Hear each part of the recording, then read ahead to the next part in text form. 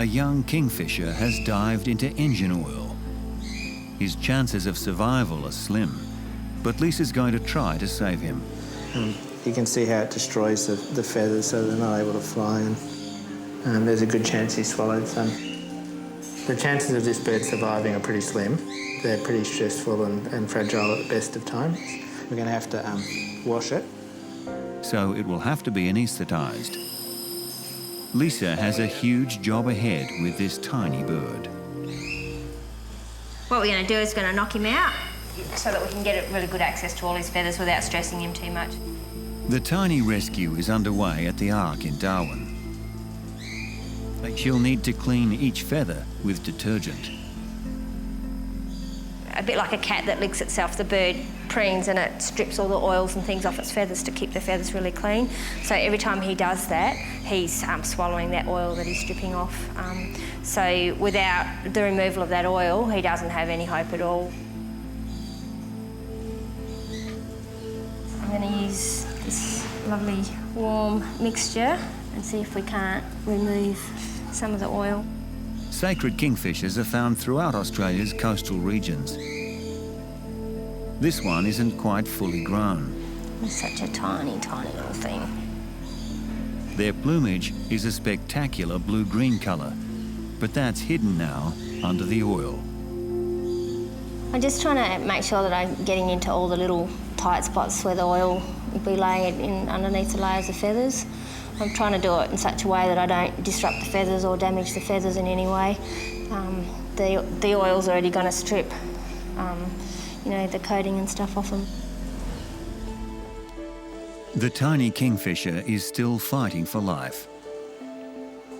Yeah, he's still breathing. He's just very faintly. He's still got a heartbeat.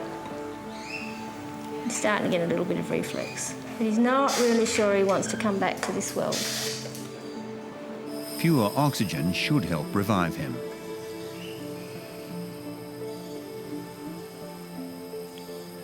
Certainly getting a little bit responsive. I'm happy I can see he's breathing. I can see he's got a bit of reflex. He did have his eye open a little bit before, and then he decided he didn't really want to wake up just yet. But I still would like him to be a little bit more awake a little bit more quickly. He's still alive, so I've got to be happy about that. Well, you can see he's starting to wake up. He's just not quite. Oh, there he is. That's it. You feel better now? Oh, does that feel better? Oh, you're still all soggy though, aren't you, darling? Oh, it's okay, it's okay. If nothing else, the kingfisher is a fighter. He's not giving up.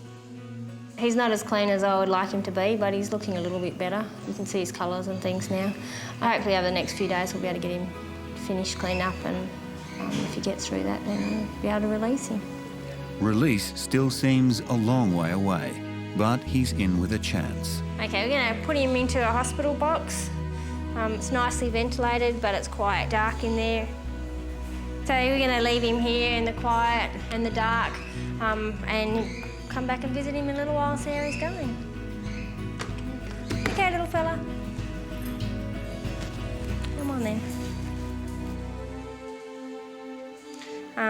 The little kingfisher that we were washing yesterday has not made it through the night, unfortunately.